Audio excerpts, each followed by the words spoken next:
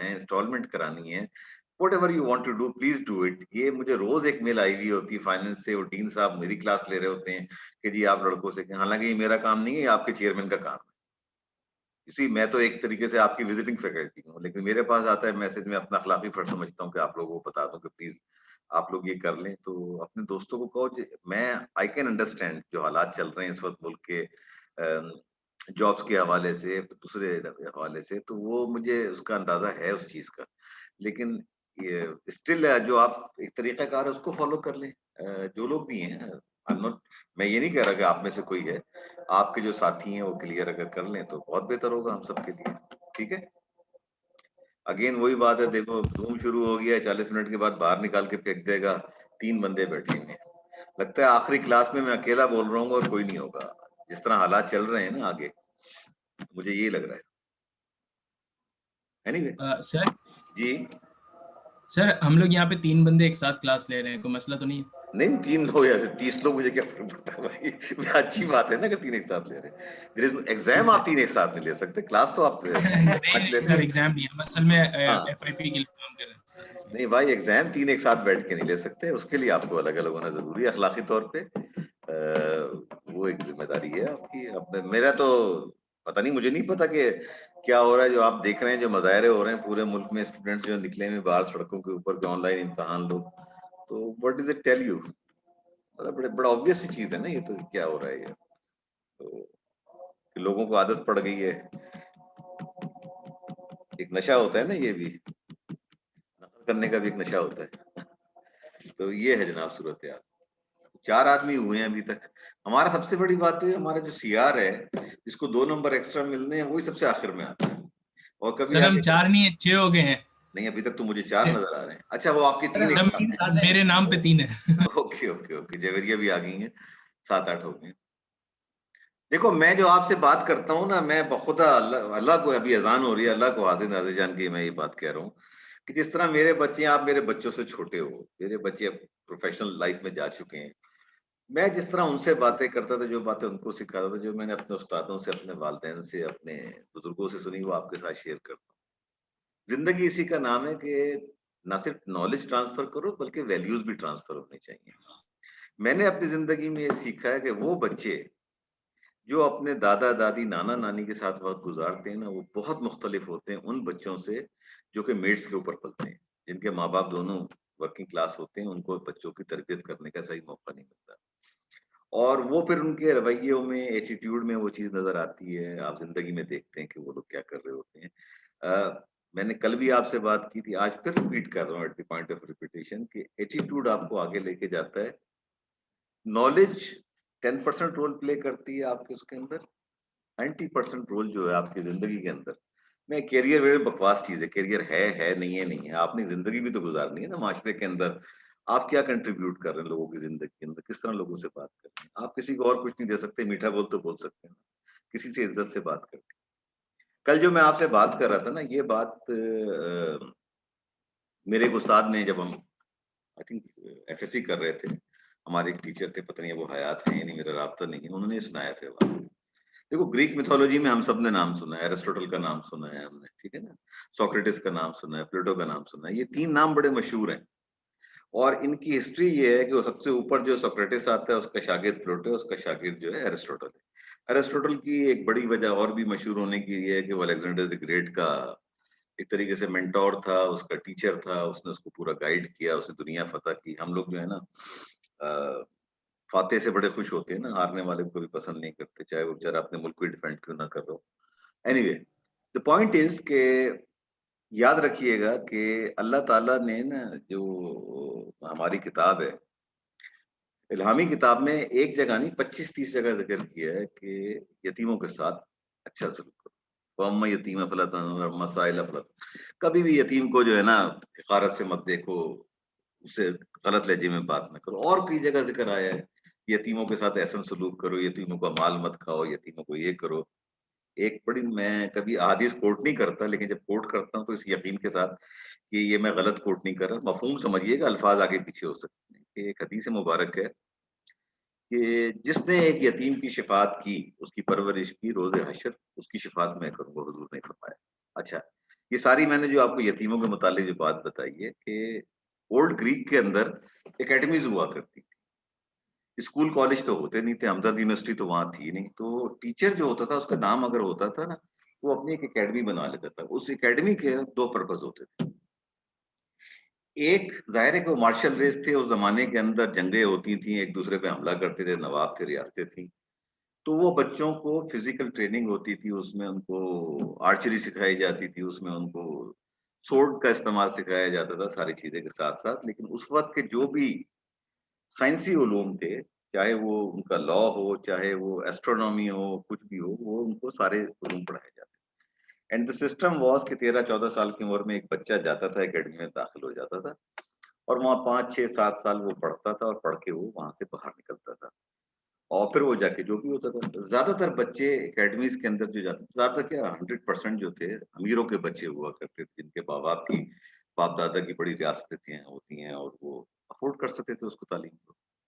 तो सोक्रेटिस एक एकेडमी चलाया करता था, जिसमें उसके बच्चे मतलब पढ़ते थे, आते थे। तो एक दिन एक 13-14 साल का बच्चा उसके पास आया और उसने कहा मुझे एकेडमी में दाखिला चाहिए। उसने पूछा कि तुम कौन हो? क्या नाम है तुम्हारा? किस नवाब के बेटे हो? उसने कहा किसी नवाब का बेटा नहीं हूँ, मैं एक यतीम बच्चा हूँ। उसने कहा कि नाम क्या है तुम्हारा? प्लूटो। अच्छा तो यतीम हो तो भई बात ये है कि यहाँ के अखराजात तो तुम पूरे नहीं कर सकते, तो अब क्या होगा? तो उसने बहुत रिक्वेस्ट की तो उसने सोक्रेटिस ने उसको कहा कि देखो मैं तुम्हें एडमिशन तो नहीं दे सकता, लेकिन ये ज़रूर कर सकता हूँ कि I give you an employment और तुम्हारा काम ये होगा कि जब मैं या दूसरे टीचर क्लास ले रहे हों, तो तुम्हारी उम्र के जो बच्चे हैं, उनको जब पढ़ा रहे हों, तो तुम पानी का जग और गिलास लेके खड़े हो जाना और उन बच्चों को पानी पिलाना जब टीचर को पानी पिलाना, उन बच्चों को पानी पिलाना। इसने कहा जी ठीक है। सिलसिला चलता रहा, 6 साल गुज़र गए, 7 साल गुज़र गए, अब ग्रेजुएशन का टाइम आ गया, ठीक है? ग्रेजुएशन में उसका तरीक़ाकार ये था उस वक़्त का कि पहले तो फिज़िकल सारे होते थे ना कि हॉर्स राइडिंग के हो रहे हैं, आर्चरी के हो रहे हैं मुकाबले, उसमें सारे वो अच्छा जो ऐसे उसके अंदर सारे उन बच्चों के वालिदैन, चचा-ताया सारे जो है ना रिश्तेदार आया करते थे देखने के लिए कि हमारे बच्चा कैसे परफ़ॉर्म फाइनल एग्ज़ाम इस तरीके से होता था कि बड़े ऑडिटोरियम में या हॉल के अंदर सारे जो आते थे मेहमान वो बैठ जाया करते थे और स्टेज के ऊपर टीचर बैठता था, उसके बराबर में पूरी क्लास बैठ जाया करती और उनसे वो जो वालिदैन होते थे या जो उसके बच्चों के रिलेटिव्स वो सब भी एकेडमीज़ के ग्रेजुएट हुआ करते थे। तो they could ask any question to anybody. Normally जिस तरह अब तो यहाँ खत्म हो गया, एक ज़माने में पीएचडी का वाइवा इस तरह हुआ करता था। 1930s 40s के अंदर के अनाउंस हो जाता था, कोई भी आदमी आके आपसे कोई भी सवाल कर सकता है। आपके सब्जेक्ट के ऊपर आपको जवाब देना पड़ता था। तो वही तरीक़ाकार उनका भी था कि वो बच्चे बैठ गए जितने भी बैठे हुए थे। ये साहब जो है पानी का गिलास और जग लेके खड़े हुए। अब वो एक सवाल हुआ, सारे बच्चे खामोश, दूसरा सवाल हुआ खामोश, तीसरा सवाल हुआ खामोश, चौथा सवाल हुआ खामोश। तो इससे बर्दाश्त नहीं हुआ प्लेटो से। तो इसने कि टीचर की इंसल्ट हो रही है। तो इसने टीचर की तरफ देखा और कहा कि if you permit me I can answer all this question. तो उसने कहा गो अहेड। तो उसने जवाब देने शुरू किए पहले सवाल का, दूसरे सवाल का, तीसरे सवाल का। उसके बाद जो सवाल हो ये जवाब दे, 2 सवाल हो। The viva continued for about 2-3 hours. तो उसके बाद उसने सोक्रेटिस ने हाथ उठा के कहा कि बस दैट्स इट। और उसने अपने वालिदैन जितने बैठे थे उनको मुखातिब करके कहा कि देखो कसूर मेरी तालीम का नहीं है, कसूर तुम्हारे बच्चों का है। ये बच्चा एक यतीम है, इसको मैंने जॉब दी, इसको लिखने की भी इसको सिर्फ ये इजाज़त थी कि क्लास में खड़े होकर सुन ले और इसने पानी पिलाते हुए सुन के इतना कुछ इल्म हासिल कर लिया, तो भाई मेरी तालीम को गलत ना समझना है, जो मेरे दूसरे टीचर्स हैं उनकी तालीम को गलत ना समझना। अ, तुम्हारा जो रिसेप्शन है ना बच्चों का, जो प्याला है ना जिसके अंदर वो इल्म को लें, वो प्याला बहुत छोटा है, खाली है। तो मेरा जो आपको ये बात सुनाने का मकसद ये है कि मैं again I am coming back to the point कि किसी भी टीचर के लिए बच्चों की जो फीलिंग होती है वो वही होती है जो कि एक बाप की अपने बच्चों के लिए होती है। चाहे उसका 1 बच्चा हो या 11 बच्चे हों, वो सबसे यकसा मोहब्बत करता है। लेकिन माँ-बाप की मोहब्बत एक तरीके से मशरूत हो जाती है। उस बच्चे के लिए दिल से दुआ निकलती है कि जो पहली आवाज़ पे लब्बैक कहता है। कुछ बच्चे होते हैं जो इग्नोर कर देते हैं, कुछ बच्चे जो होते हैं माँ-बाप की फ़ौरन आवाज़ के ऊपर जो लब्बैक कहते हैं। तो माँ बाप उनके लिए दिल से दुआ करते हैं, ये नहीं कि बाकी के लिए नहीं करते। तो यही मैं आपको बात बता रहा हूँ कि टीचर के लिए सारे बच्चे बराबर हैं। ना मेरा कोई फेवरेट है, ना मेरा कोई ऐसा बंदा है जिसको मैं नापसंद करता हूँ। मेरी पसंद नापसंद इस चीज़ से नहीं होती। आज जो सुबह से मेरा मूड खराब है इसी बात के ऊपर है। एक ग्रेजुएट स्कूल का लड़का मिड टर्म का शेड्यूल अनाउंस हुआ है। भाई अगर तुझे कोई प्रॉब्लम है, तो आप एकेडमिक अफ़सर से बात करो, सामा से बात करो, मुझसे बात करो। आप उठा के जो डीन को और वीसी को मेल लिख रहे हो कि शेड्यूल ऐसा है कि एक दिन में 2 पेपर लिख दिए। What nonsense is this? कि आप जो चैनल है उसको फॉलो नहीं कर रहे हो। अगर तुम बताओ कि जी मेरी ये मजबूरी है, हम बैठे इसीलिए हैं कि इस मसले को हल करें। आप समझ लो कि अगर ऊपर जाके किसी से कहलवा के आप कर लोगे। मुझे भी पता है कि अगर असाइनमेंट बेस्ड मिड टर्म हो रहे हैं जिसमें 24 घंटे आपको दिए जा रहे हैं करने के लिए और एक दिन में अगर 2 आ गए, ऐसी कौन-सी कयामत आ गई। इवन देन जो है लोग इस तरह के काम करते हैं। तो फिर आदमी को फिर टेम्पर लूज़ होता है कि हम जो अपना वक़्त बर्बाद कर रहे हैं, इनके साथ गलत कर रहे हैं ना, जो कुछ कर रहे हैं, तो फिर इनके साथ बाय द बुक चलना चाहिए। एनीवे भाई साहब, सीआर साहब, जनाब अली, वो आपके 3 चीते कहाँ हैं जिनकी प्रेज़ेंटेशन आपने मुझे भेजी हुई सिफ़ारिशों के साथ? सर क्या बोलूँ सर? क्या बोलूँ? कुछ तो सर बोलिए। उनको इन्फॉर्म कर चुका हूँ सर, सर कॉन्टैक्ट नहीं हो पा रहा। अच्छा, वो गालिब ने कहा है ना, कुछ तो कहिए कि लोग कहते हैं आज गालिब गज़ल सरा ना हुआ। आप अगर नहीं बोलेंगे तो कौन बोलेगा? मैं बोलूँगा क्या? भई आप बताएँ ना मुझे, आप सिफ़ारिशी हैं।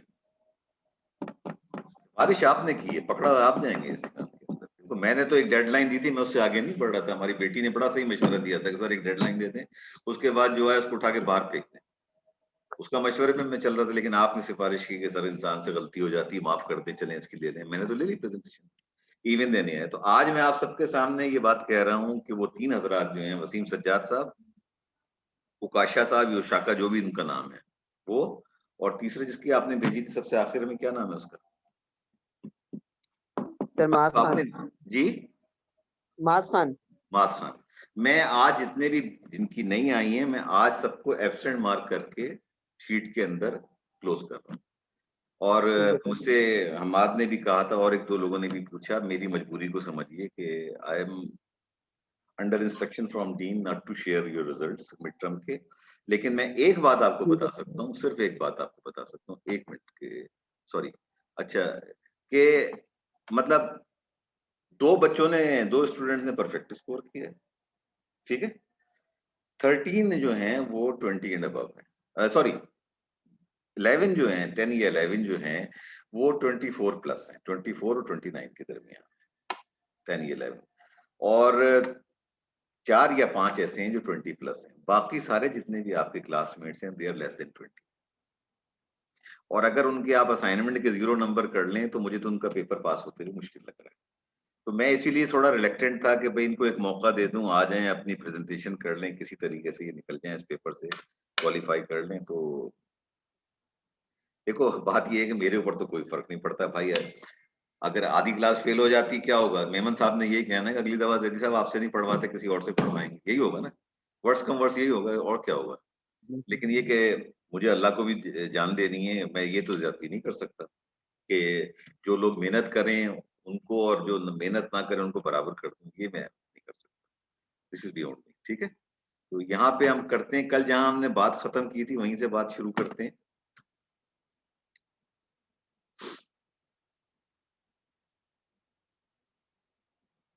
अच्छा, हाँ, यहाँ तक हम बात कर चुके थे। अब आ जाइए इसके ऊपर कि अक्सर लोगों ने, वो जो मैं आपसे कह रहा था ना कि एसएमएस भेज-भेज की आदत खराब हो गई है, शॉर्ट फॉर्म लिखने की आदत पड़ गई है। आप दोस्तों के साथ जो है ना, ये जो सिंबल्स होते हैं ना, स्माइली फेस, ये ब्ला-ब्ला, जो आजकल 50 तरह के, 150 तरह के निकल के आ गए हैं। ये प्रोफेशनल लाइफ के अंदर ज़ीरो है। अगर आपका कोई व्हाट्सएप ग्रुप है प्रोफेशनल, जिसके ऊपर आप जैसे कि हमारा ग्रुप है, ग्रेजुएट स्कूल का एक ग्रुप है, 4-5-6 आदमी हैं, और उसके ऊपर हमें आपस में कोई इन्फॉर्मेशन शेयर करनी होती है, कोई ऑडियो मैसेज भेजना होता है, तो उसके अंदर भी आपको ख्याल रखना पड़ता है। ये स्माइलीज़ वगैरह, ये अपने दोस्तों के अंदर आप कर सकते हैं। हमेशा अल्फाज का इस्तेमाल करें बजाय कार्टून के या चेहरे बनाने के ना, तो ये प्रोफेशनल कॉरेस्पोंडेंस के अंदर ना, this is a no, no, no, ठीक है? ये हमें कभी भी नहीं करना चाहिए। ये जो अल्फाज मैं आपसे शेयर कर रहा था, अच्छा, इस पे भी बड़ी डिबेट है कि एलओएल जो है इसका क्या मतलब है। कुछ एक तबका फिक्र है, वो ये कहता है कि जी ये तो जो पेगन है उनका बनाया हुआ है, और इसका जो एब्रीविएट है लूसीफर अवर लॉर्ड। लूसीफर शैतान का एक दूसरा नाम है, तो ये उन लोगों ने आप लोगों की जबान पे चढ़ा दिया है लूसीफर अवर लॉर्ड करके। वो पेगन जो शैतान की पूजा करते हैं उन लोगों ने निकाला। एनीवे, ये बीआरबी है। अब जैसे यूआर का वाईओयूआर की जगह आप यूआर लिख दें। पर्सनल कम्युनिकेशन में जो चाहे आप इस्तेमाल कर लें, वो चलता है। लेकिन जो है ये चीजें प्रोफेशनल में नहीं किए थे। टेक्स्ट एब्रिविएशन को हर सूरत में हमें अवॉइड करना चाहिए। ठीक है। अपने मैसेज को जब आप भेजें ना किसी भी क्लाइंट को या अपने कोलीग्स को या अपने सीनियर्स को, वो बड़ा लाउड एंड क्लियर होना चाहिए। चाहे सिंपल लैंग्वेज में लिखें, मोटे-मोटे अल्फाज लिखने से कोई फ़र्क नहीं पड़ता, कोई इम्प्रेस नहीं होता। अब जो है ना गूगल के आने से ये हुआ है कि कोई भी मुश्किल अगर पहले ये होता था ना कि हर ऑफ़िस के अंदर जब मैंने करियर शुरू किया था ना, जब आप मैनेजर बनते थे ना, तो मैनेजर कमरे में जाते थे तो ऑक्सफोर्ड डिक्शनरी पड़ी हुई होती थी, चाहे वो एब्रिविएटेड वर्ज़न हो या बड़ा वाला वर्ज़न हो। ये कंपनियाँ प्रोवाइड करती थी कि रखो, कि अगर आपने कोई खत लिखना है, कोई ऐसा ड्राफ्ट है, कोई रिपोर्ट है, तो आप डिक्शनरी को कंसल्ट करके अपनी स्पेलिंग को भी सही करो और अपने सिनोनिम्स इस्तेमाल करो, ताकि आपको पता चले कि आप। अब तो वो चीज़ें एलिमिनेट हो चुकी हैं। मैं कोई भी लफ्ज़ इस्तेमाल कर लूँ, आपको 1 मिनट लगेगा, आपने गूगल पे जाके उसको देखना है, मीनिंग पूछनी है, वो आपको उर्दू में बताएगा, चाइनीज़ में भी बताएगा, जर्मन में भी बताएगा।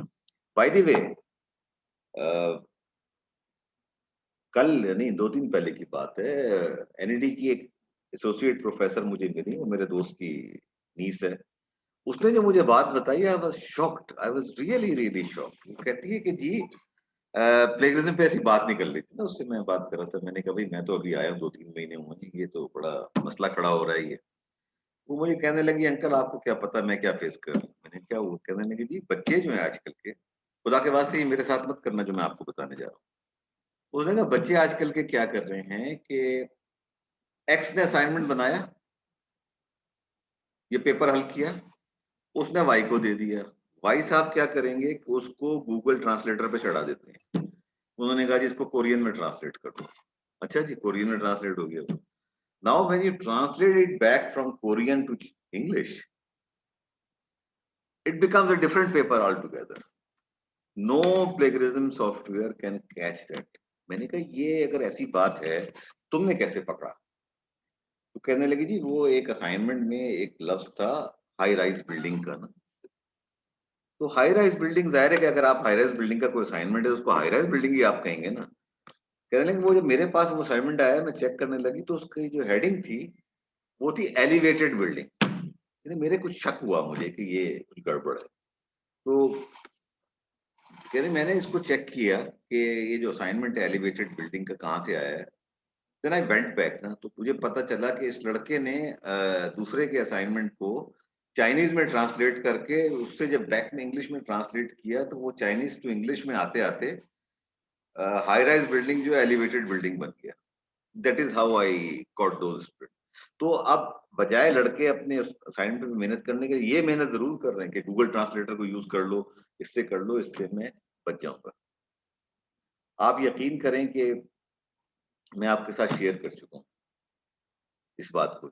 मैं शेयर कर चुका हूँ कि चाहे वो ऑक्सफोर्ड हो, चाहे वो लेस्टर यूनिवर्सिटी हो, कोई हो, लीड्स हो, कोई यूनिवर्सिटी हो, अमेरिकन यूनिवर्सिटीज को ले लें, अगर तो लेस देन 20% है तो वो इग्नोर कर देते हैं। पाकिस्तान में 20% है, वो 10-15% पे भी नाराज होते हैं कि जी ये क्या हो रहा है।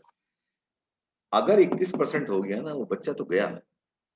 ये नहीं कि सेमेस्टर गया या कुछ गया उसका, वो गया, रस्टिकेट हो जाता है वो यूनिवर्सिटी से दोबारा। और जिस जब एक दफा वो होता है ना, तो फिर कहीं और उसको दाखिला भी नहीं मिलता इस बात के ऊपर कि ये इस चीज के ऊपर निकला। अमेरिकन लॉज मैंने आपको बताए थे कि अगर आप इसके मुर्तकिब हो रहे हैं, बाद स्टेट में, क्योंकि बाद स्टेट के लॉज अलग होते हैं, फेडरल लॉज अलग होते हैं, बाद स्टेट के अंदर इसकी 1 साल तक सेंटेंस है, जेल सेंटेंस है इसका। लेकिन वही बात है ना कि हम पैसे थे कौम के, हम हर चीज की कोशिश कर रहे होते हैं।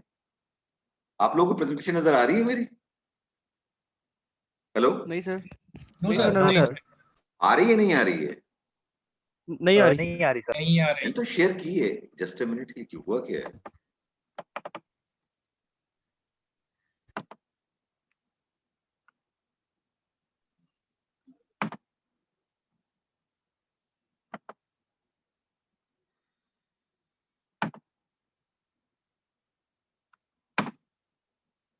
अब आ रही है नजर? Yes sir. जी सर, आ गई। ठीक है, यस सर। यस सर, आ रही है। कुछ गड़बड़ हो गई थी। तो हम बात कर रहे थे एटिकेट्स ऑफ राइटिंग की ना, कि इसके एटिकेट्स क्या होने चाहिए। सिंपल बात है, जितना आसान सादा जबान में लिखोगे दूसरे आदमी की समझ में आ जाएगा, चाहे वो आपका क्लाइंट हो, दोस्त हो, बॉस हो। जितनी मुश्किल जबान लिखोगे उसको भी फिर गूगल खोल के देखना पड़ेगा, और वो कोई भी आदमी इस चीज को पसंद नहीं करता। सादे जबान में बात करने से बात बन जाती है। अच्छा, जब भी अगर आपको कोई डाउट हो ना, तो हमेशा फॉर्मल इख्तियार करें। मिसाल के तौर पे मैं मेल लिख रहा हूँ रजिस्ट्रार को, तो इंस्टेड में जानता हूँ कि जिनका नाम परवेज मेमन है, तो जाहिर है कि एड्रेस तो कर जाएगा। तो मैं बजाय इसके कि डियर परवेज लिखने के, तो अगर मैं उसको डियर मिस्टर परवेज मेमन लिखूंगा ना, ये ज्यादा बेहतर होता है, नो मैटर आपके कितने भी ताल्लुकात हों। अनलेस कि आप फर्स्ट नेम बेसिस पे किसी शख्स के साथ हो जाए, तो अलग बात है। वदर अदरवाइज जितनी भी ऑफिशियल कॉरेस्पॉन्डेंस है, चाहे आप अपने पीयर को लिख रहे हैं, अपने सीनियर को लिख रहे हैं, अपने जूनियर को लिख रहे हैं, उसके अंदर कोशिश यही करनी चाहिए कि डियर डॉक्टर फलाना, डियर सर, या इस तरह करके जो भी है। अगर आपकी थोड़ी बहुत इंटीमेसी है तो आप उसका नाम लिख दें, वरना डियर सर करके बात कर लें। तो इनफॉर्मल लैंग्वेज को कोशिश करें कि ना ही इस्तेमाल करें, ठीक है ना। तो ये बेहतर होता है इसके अंदर। तीसरी बात, जितना आप उसको रिस्पेक्टफुल होके बात करेंगे ना, उतना ही बेहतर होता है, ठीक है। जितने रिस्पेक्ट के साथ आप उससे बात करेंगे, आप मतलब अगर टाइटल से उसको मुखातिब करेंगे, अब जितने भी मेरे कोलीग यहाँ पे ज्यादातर डॉक्टर ही हैं, वो उनको जब भी मेल लिखी जाती है तो उसी तरीके से लिखी जाती है। इवन जो हमारे डीन है, तो मैं उनको डियर सर करके मेल लिख देता हूँ, या डियर डॉक्टर अनवार करके उसको मेल लिखी जाती है उनको। मतलब उनके साथ ज्यादा, चाहे मेरे कितने ताल्लुकात क्यों हो, आप उसको जब ऑफिशियली कॉरेस्पॉन्ड कर रहे हैं ना, पर्सनल लेवल के ऊपर तो आप कुछ भी कर लें। ऑफिशियल मेल जो कि रिकॉर्ड के ऊपर है, हमदर्द के पोर्टल से जा रही है ना, उसके अंदर आपको वैसे ही होना चाहिए, ठीक है। अच्छा, मसला क्या होता है इसके अंदर, ये जो नेक्स्ट पॉइंट है वो क्या है कि अगर एक दफा आप इनफॉर्मल हो जाए ना, तो फिर आपको फॉर्मल होना बड़ा मुश्किल है। तो फॉर्मल से इनफॉर्मल होना आसान है, इनफॉर्मल से फॉर्मल होना बड़ा मुश्किल है, ठीक है ना। एक दफा आपने किसी को उसके फर्स्ट नेम से बुलाना शुरू कर दिया, उसके बाद दोबारा आप पलट के डियर सर या डियर मदाम पे नहीं जा सकते। तो बेहतर ये है कि उसी तरह रहें कि आप उसको डियर सर और डियर मदाम पे रखें। ज्यादा बेहतर ये, तो और आजकल जो हालात चल रहे हैं ना, उसमें तो यही बेहतर है कि नाम पता नहीं पता हो तो अच्छा है। उसमें ये आपके लिए भी बेहतर होता है, दूसरे के लिए भी बेहतर होता है, ठीक है। अ, जैसे एंड करने के लिए आप काइंड रिगार्ड्स करके अपना नाम लिखें। अब ये आ जाइए वापस मिड टर्म की तरफ। जो मैंने एक पॉइंट नोट किया और जिसके ऊपर बहुत सारे बच्चों ने अपने नंबर खोए हैं, वो था पीपल्स स्टील मिल वाला असाइनमेंट। कि मैंने आपसे कहा कि भाई, आप बोर्ड ने अप्रूव कर दिया 3 टन की एक फर्नेस लगानी है, तो आप जो है आरएफपी फ्लोट करें। तो अब आरएफपी जो फ्लोट होगा, तो वो तो जो फर्नेस का मैन्युफैक्चरर होगा उसके पास जाएगा ना। तो एड्रेस के अंदर 2 के अंदर किसका नाम आएगा? उस कंपनी का नाम आएगा, या उसका जो भी होगा, टेक्निकल मैनेजर को कह लें, डायरेक्टर टेक्निकल को कह लें, जिसको भी आप लिखेंगे, तो 2 के अंदर तो वही नाम आएगा ना। एंड के ऊपर आपका नाम आएगा कि आप जो भी हैं पीपल्स स्टील मिल की तरफ से आप मत लिखें। बीच में जो कुछ भी आपने लिखना है, मैं उस पे अभी नहीं जा रहा कि आप लोगों ने उसमें क्या लिखा क्या नहीं लिखा, कंटेंट्स की बात नहीं कर रहा हूँ। बात हो रही है, जब आप लेटर शुरू कर रहे हैं या कोई भी काम शुरू कर रहे हैं, अगर उसकी इब्तिदा ही गलत है तो उसकी इंतहा कैसे सही हो सकती है? तो हो ही नहीं सकती ना। तो ये जो है ना, और अफसोस की बात ये है, अगर एक लड़का गलती कर देता ना, तो ये सब अगर सब कर देते तो मैं कहता चलो मैंने गलती की, मैंने गलत बताया। लेकिन अगर आधे सही कर रहे हैं और आधे वो कर रहे हैं, तो फिर आपके जहन में एक डाउट क्रिएट होता है। डाउट क्या क्रिएट होता है कि जी, जिन सब ने ये अ, अपना कंपनी का नाम लिख के और नीचे किया है, वो उन्होंने खुद किया है। और जिन्होंने जो है ऊपर भी पीपल्स स्टील मिल है, नीचे भी पीपल्स स्टील मिल है, इन्होंने जो है कुछ दाएं बाएं कोई सिलसिला किया है। ये चीज पे डाउट्स क्रिएट होने शुरू हो जाते हैं।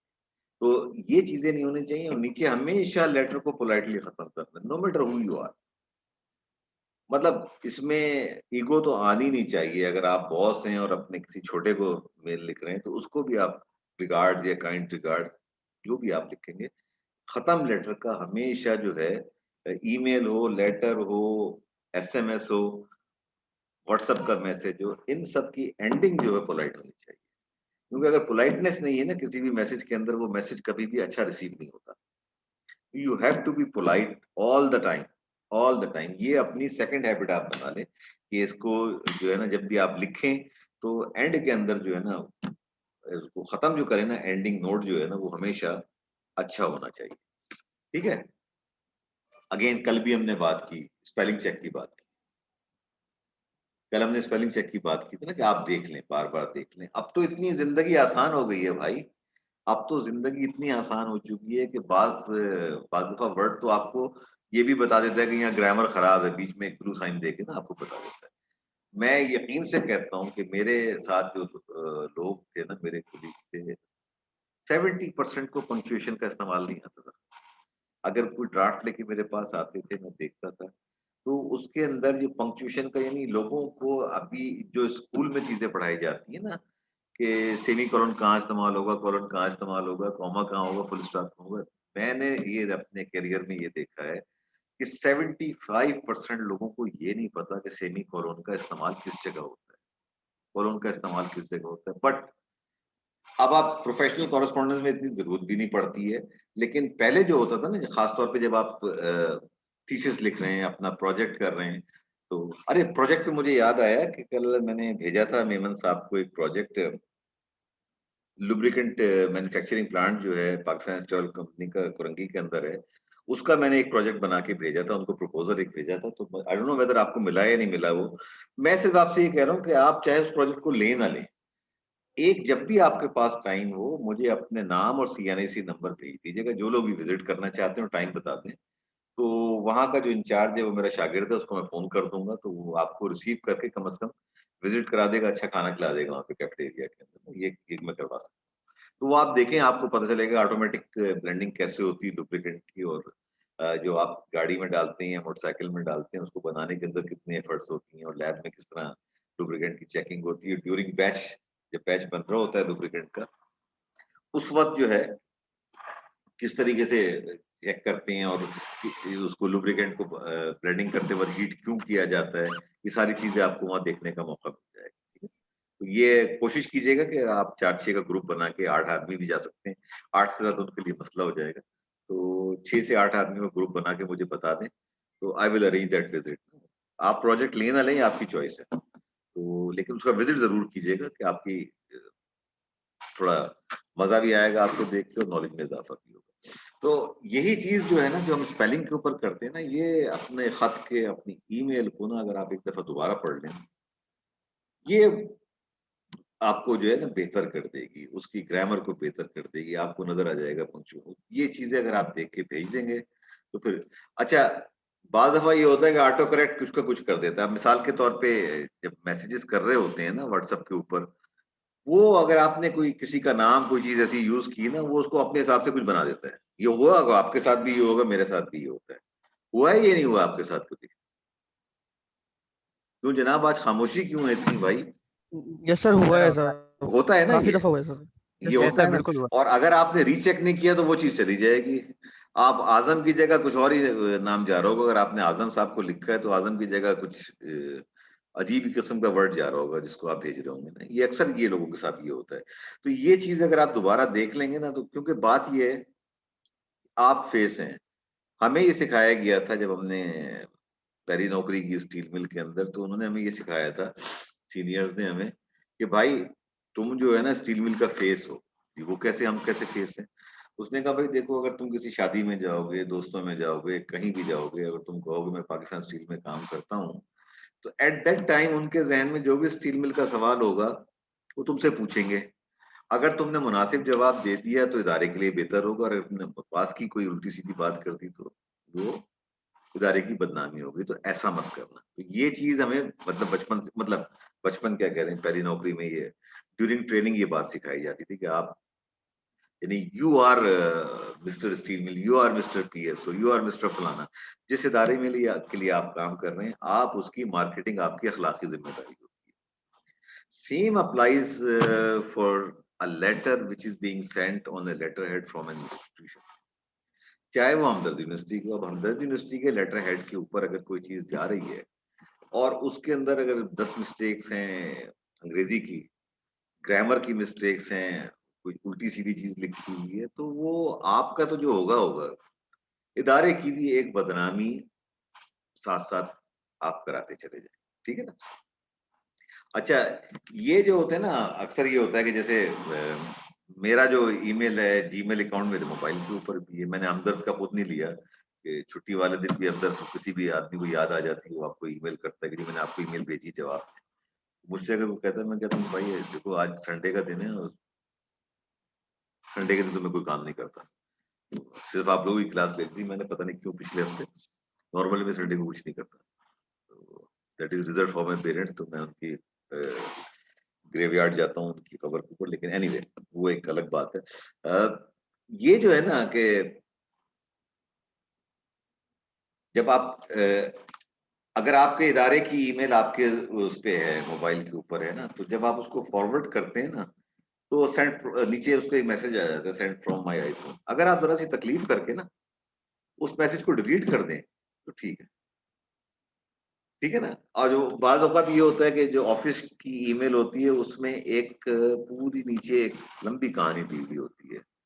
वो क्यों होता है कि इदारा अपने आप को प्रोटेक्ट करने के लिए लॉ सूट वग़ैरह से किसी चीज़ से वो उसके अंदर चीज़ें डालता है, प्रोटेक्ट करने के लिए दिस ईमेल कंटेन देना ब्ला, ब्ला, ब्ला, ब्ला पूरा एक वो लीगल से वेट किया हुआ नीचे होता है। लोग जब फॉरवर्ड कर रहे होते हैं ना, उन चीज़ों को डिलीट करना भूल जाते हैं। क्योंकि आप जब उसको फॉरवर्ड कर रहे हैं ना, तो अब आपकी ज़िम्मेदारी जो है आपकी है, वो पिछले वाले ने जो कुछ लिखा है ना उसके ऊपर, वो आपकी ज़िम्मेदारी थी, ठीक है? आप अपने मैसेज को पूरा रीड करें, उसके बाद उसको फॉरवर्ड करें। बाकी ये कि अगर आपने बगैर देखे, बगैर सोचे-समझे फॉरवर्ड कर दिया, तो अल्टीमेटली रिस्पॉन्सिबिलिटी आप ही की बनेगी, किसी और की तो नहीं बनेगी ना, ठीक है? अच्छा, यहाँ पे ये खत्म हो गई, टाइम भी मेरा खत्म हो गया है, मैं इसको सेव करके वापस आता हूँ। Then I will start discussing with you email. Email क्या होती हैं, कैसे होती हैं? आई एम श्योर आपको ही मुझसे ज़्यादा पता है इन चीज़ों का, लेकिन फिर भी मेरा एक फर्ज़ है कि मैं कह तो सकूँ ना कि हाँ जी, मैंने ये कवर कराया था। जो आते हैं बेचारे बच्चे उनके लिए, ठीक है? मैं अभी रोक रहा हूँ, वीडियो सेव करके मैं वापस आ रहा हूँ और फिर हम ईमेल पे बात करेंगे।